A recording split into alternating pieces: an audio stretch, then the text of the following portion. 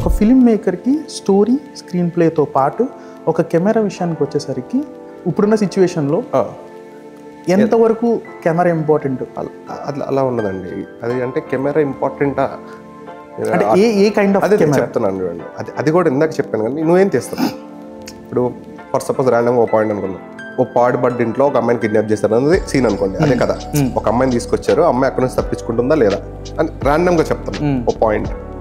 So నువ్వు అక్కడే పెద్ద యారీ పెట్టి తీద్దాం అనుకున్నది అదే ఒక ఎగ్జిక్యూషన్, అదే ఆ డైరెక్టర్ విషయం. దగ్గర అంత బడ్జెట్ లేదు, దాన్ని నేను ప్రామిసింగ్గా చెప్పాలి.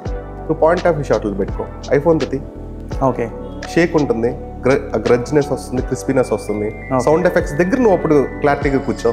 ఓకే విజువల్తో సంబంధం ఉండదు, నువ్వు ఎడిగే ప్రతి సౌండ్, పరిగెత్తేవి, ఆ బ్రీతింగ్స్ అంటే సౌండ్ ఎఫెక్ట్స్ దగ్గర నువ్వు అక్కడ కొంచెం ఖర్చు పెట్టుకో.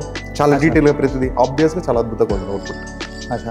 నేను అదే చెప్తున్నా, నువ్వు ఏం తీస్తున్నావు అన్నది పాయింట్. అక్కడ వస్తుంది కెమెరా. నా దగ్గర యారీ ఉంది కదా, సినిమా తీయకూడదు అసలు. అలా వర్కౌట్ అవుతుంది. ఇప్పుడు ఏ ప్రాజెక్ట్ అలా వర్కౌట్ అవుతుంది.